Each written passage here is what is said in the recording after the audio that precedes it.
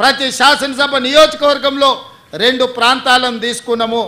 119 assembly నియోజకవర్గాలలో 238 కేంద్రాలలో ఆ గ్రామ పంచాయతీలు కావచ్చు, వార్డులు కావచ్చు, వాటిల్లో ఈ కార్యక్రమాన్ని పైలట్ ప్రాజెక్టుగా చేపట్టినాం. తద్వారా అమలు చేసేటప్పుడు కుటుంబాలు ఎదుర్కొంటున్న సమస్యలేంది, పేదవాళ్లకు వస్తున్న ఇబ్బందులేంది, ఈ ఇబ్బందులను ఏ విధంగా అధిగమించవచ్చో పాత 10 ఉమ్మడి జిల్లాలకు సీనియర్ 10 మంది ఐఏఎస్ ఆఫీసర్లను నియమించడం జరిగింది.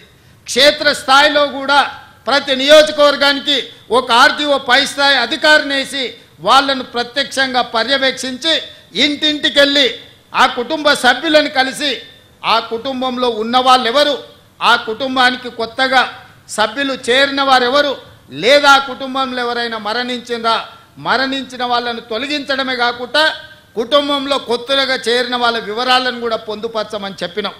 కొన్నిసార్లు పట్టణాలలో రెంటెడ్ హౌస్లో ఉంటాం, మనం కొంతకాలమైనాక ఆ ఇల్లు ఖాళీ చేసిపోతాం. అక్కడ మన కార్డు ఉంటుంది, మనం మారిన దగ్గర తీసుకుందామంటే మనకి ఇబ్బందికరమైన పరిస్థితి. పట్టణాలలో ఇది బస్తీలలో చాలా ఎక్కువ ఎదుర్కొంటున్న సమస్య. అందుకే మీరు మారినప్పుడు ప్రభుత్వ కార్యాలయానికి వెళ్ళి మా అడ్రస్ మారిందంటే డిజిటల్ కార్డులో అడ్రస్ మారుస్తే ఆటోమేటిక్గా మీరు చేరిన దగ్గర మీకు కావాల్సిన రేషన్ కానీ లేకపోతే 200 యూనిట్ల ఉచిత కరెంటు లాంటివి మీరు వీటి అన్నిటిని కూడా వినియోగించుకోవచ్చు.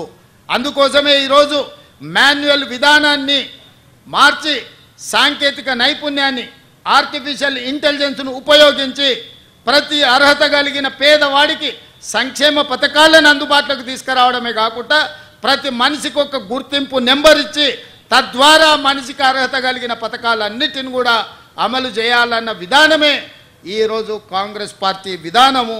అందుకే ఈ కుటుంబానికి ముఖ్యంగా కాంగ్రెస్ పార్టీకి మహిళలకు ఇచ్చే ప్రాధాన్యత మీకు తెలుసు. ఆనాడు ఇందిరమ్మ కావచ్చు, నేడు సోనియమ్మ కావచ్చు, కాంగ్రెస్ పార్టీ పెద్దలుగా మహిళలు ఉన్నప్పుడే సంక్షేమ పథకాలు అమలు చేసినాం. అందుకే ఈరోజు ఈ ఫ్యామిలీ డిజిటల్ కార్డులో కుటుంబ పెద్దగా మహిళలనే ముందు పెట్టినాము. మహిళ చేతిలో కుటుంబ పెత్తనం ఉన్నప్పుడే ఆ కుటుంబం బాగుపడుతుంది, ఆ కుటుంబానికి వచ్చిన సంక్షేమ పథకాలు అమలు జరుగుతాయని విశ్వసించి ఈరోజు కుటుంబ పెద్దగా ఆ కుటుంబంలో ఉన్న పెద్ద మహిళను కుటుంబ పెద్దగా ఈరోజు పొందుపరిచినాము. మహిళలకు మేము ఇస్తున్న ప్రాధాన్యత ఆర్టీసీ బస్సులో ఉచిత రవాణా సౌకర్యమే కాదు, ఈరోజు ఇండ్ల పట్టాలు ఇవ్వాలన్నా మహిళల పేర్ల మీదనే ఇస్తున్నాం, ఇందిరమ్మ ఇండ్లు ఇవ్వాలన్నా మహిళల పేరు మీదనే ఇస్తున్నాం. ఇవాళ ఈ ఫ్యామిలీ డిజిటల్ కార్డు కూడా మహిళనే కుటుంబ పెద్దగా పెట్టి మీ వివరాలన్నిటిని కూడా నమోదు చేస్తున్నాం. కాబట్టి ఈరోజు ఈ విధానాన్ని ప్రతి ఒక్కరూ ఉపయోగించుకోవాలి. ప్రతి వాళ్ళు ఈ సిస్టంలోకి వచ్చి మీరు నమోదు చేయించుకుంటే మీకు ఫ్యామిలీ డిజిటల్ కార్డు